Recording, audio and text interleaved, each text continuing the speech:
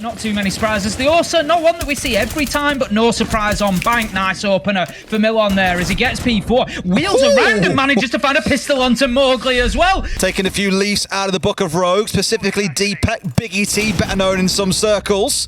Using it more to provide assistance to the team there. A couple of pings coming in. It's very passive from outsiders, but in comes the drop. Bibu's in. Blasted out by the Yokai, but does the swing respond? Rise finds one onto Always, making a second as well. Two massive kills, make it a third, and like that, Rise has cleaned up house downstairs, and even though they were in a 3 versus 4, outsiders have got themselves set up pretty well, so Wolves are going to have to get creative, and this could be it. There we go. It's going to be a beautiful nade by Bibu, just using the hatch there, and that is an absolute killer vertical nade. Bibu taken down. They're unaware that Rask is down there, but just to put some context on that, there is so little of that floor that is destructible. There are very few chances to actually do that, so Bibu finding it is brilliant. P4 with a huge 3k this time instead of Rask. Shinka, he's putting the diffuser down. It's 4v1. It's Rise with the final kill. This is going to be absolute last ditch for Wolves. 12 seconds left to go. They're thinking about getting inside. Here goes Mowgli. 3v4 though as Dan finds P4. The diffuser's going down. 3v3 as bodies start to drop left, right, centre. The diffuser stops. The plant is over, and somehow though Wolves still manage to stick the final kills, Des. P4, he knows. He hears him, Des. He knows that he's going to be peeking around this any moment. Will there be a pre-fire from the castle? Absolutely not. And now Bibu blowing out. Oh, that's a bit unfortunate. That's not going to be able to blow it out from that angle. Going to have to hammer it out instead. Expose himself ever so slightly. Sees the man down, but once again, Wolves have marched through in the last 30 seconds from 2 or 3 angles and slaughtered outsiders where they stand. They know Lucy where he is. There's 2 players, one more to his left here. You would have been able to see him, Tim, but he gets downed anyway. It's P4 taken out by Rask as the trade then comes through. Rise does manage to get that trade essential, but Patcher straight. Honestly, I don't know why I still do it, really does. Nade is going to be going up, finding its man. Once again, Bibu from underneath, and I commented on this, there's vertical nades on Bank from basement upwards should not be found. There is very little opportunity for it. Bibu gets another, and we now find ourselves in a 1v1. It's Bibu. Can he make it 3 on the round? He knows exactly where his man is, but he misses shots, but then finds him. Always taken down, and Bibu still not letting a round slip away. Mowgli's managed to get down the main stairs, but Pasha knows who's going to win this fight. It's got to be Pasha as he sees him move across. Nice headshot. As we still see those smokes coming through, it's sort of now or never, boys. You've got to make your move happen. Bibu's thinking about it, but Pasha's got the long angle. As soon as this drop comes through, he's going to be toast. He's getting ready. 3, 2, 1 potentially. No, he's going to sit there instead as the plant starts to come down, but has to come off the diffuser. They're just trying to hit the site here and holding on to the angles instead. But here we go, always with a great swing. Not even having to go for the head as Rise was only on about 3 HP. Now then, Bibu nearly catches the man on the rear side as he goes through into Tellers. They're going to be pushing through here, but the kills come in once again. Final 10 seconds, defense, attack. It doesn't matter to Wolves, it's all the same. They close out the round, it's 6-1. I don't know how many lives he's got today, but it's certainly a few. Dan, however, finding a nice kill. And the diffuser's going down here, as they've managed to get themselves in. They're going to stick this. There's nothing going to prevent Always from seeing this through. I don't think Wolves are even aware that was going down. Shinka manages to get one, but Bibu is dropped by Milon at the same time. 4 versus 1 now. Shinka, he's got it all to do, and he's got about 30 seconds if he wants to be able to deactivate that diffuser. He's going to have no choice but to head upstairs, and he knows it. They've got the hatches covered. The Gemini comes in, distracts him enough. Now it's going to make it very, very difficult for P4 to play into that area, so much so that he's had to rotate underneath, take a challenge onto Dan, and it's a difficult one as he flips himself 90 degrees and gets a second onto Rise as well. Just coming in as well. Will he see the one man as he steps across? Oh, he sees the head but doesn't shoot.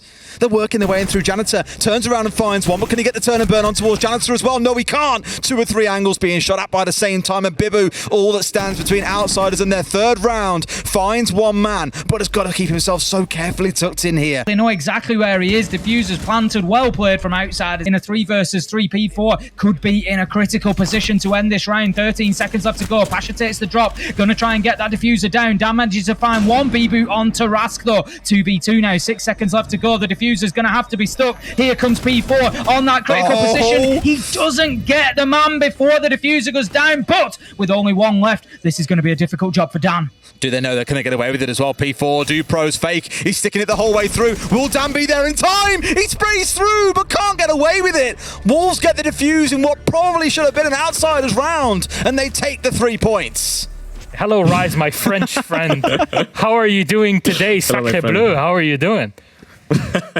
I'm doing great. I mean, it's a good way to start an EUL stage, right? Yeah, it definitely is. You know, first day you come in, you get full points out of all of it. And I think the best way for us to kind of talk about all of this is, how is it for you now going from offline to online to offline to online constantly? Because it seems like, yes, in the grand scheme of things, you guys are performing well, right? Even when you go to events, making it to quarterfinals and the playoffs is pretty good. But then the story of what happens after, because I know you yourself and the entire team strive always for more. Oh, sure. I think well, overall, it feels good to go from online to offline. It just like needs a little bit of adaptation. We need a little bit of time for that every time, but we always manage to adapt. And about our previous major, yes, I think we can say that we were a bit disappointed about our performance, but Excel really played well against us. Props to them. I think we had a more than decent clubhouse against them. Mm-hmm. We just lacked maybe a little bit of success in some way. But then Charlotte, I think we just didn't really went for what we are good at. And they just took advantage of it. I mean, I don't think we can really talk about our offline performance just because of that game, mm-hmm. Because obviously it was the first quarter. It was the first quarterfinals with an audience for more than half of my team. So basically, it's a big stuff. Mm-hmm. It's big stuff for them. But I'm still proud of what we've achieved in so little time and how we grow every single stage even more. Okay, and what do you feel you've learned from Berlin, from the major in Berlin? Because it seemed like the biggest thing, especially in groups, was closing out games, you know, not going to overtime every single time. How do you feel, you know, you kind of were able to pull something from it going into stage 3? About Berlin group stage, you mean? Yeah, like Berlin group stage specifically, yeah. Berlin overall, yeah. I mean, sure. I mean, it's Siege is a learning experience every single day you play it, and especially against great international teams. I believe in the major we have the 16 best teams at the moment in the world, so it means a lot. It means that you have a lot to learn if you're not winning, which we did not. So we learned a lot, obviously, and we are trying to bring these in this EUL stage. Like whether it is on the strategy aspect or in the mental one, maybe. So everything is good to learn, obviously. Let me word it even, I guess, properly in this. Do you feel that having a group stage with 3 other teams that are from 3 different regions was the reason why you were taken to overtime, that it took that time to kind of flex around and actually find your stride? I completely missed the question, right? Sorry.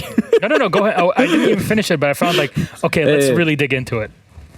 I'm half French, so that's why I struggle in English. That's my bad. Sorry English, about that. Not very good. That. Yeah. Not a good England. Not very good London. Well, I think honestly, I don't really know how to answer the question in the sense of probably yes. The 3 teams we had in the group stage. Yeah, honestly, I mean the 3 teams we had in we were 4 in the group, right? But the 3 teams we had in the group stage were very good. We were super surprised about Gaming Gladiator as well, so it would have been a bummer that they wouldn't be there. So no, I mean, sure.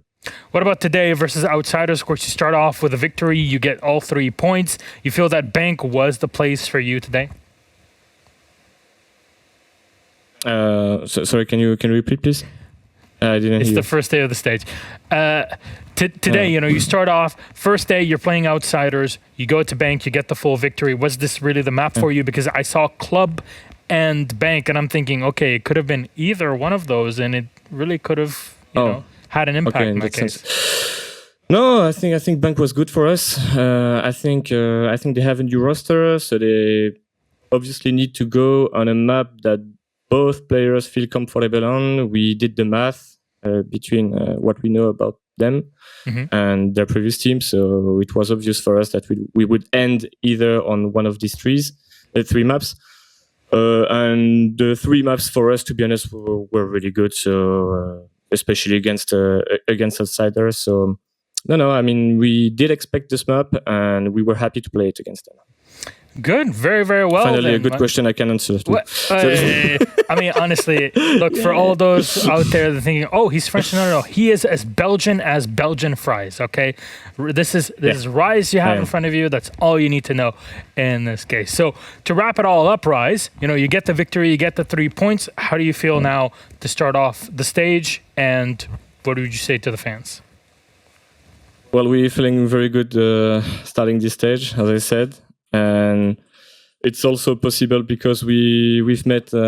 I think our strength lies in the fact that we have a really solid group, and this solid group is pushed by the amazing fans we've got, and that we got to meet in Berlin. Thank you guys for that. It was a wonderful experience. Like getting to meet again the fans was truly amazing. And I mean, thanks to you guys, we could just clear our mindset from this quarterfinals, go back to work after a short break, and well, be ready for this first match. I think we've proved it. So this victory is also for you guys. Thank you very much. And 1 pack. That's it. Thank you very much, Rise. Can't wait to see you next Monday. Till then, take care. Stay safe. Bye-bye.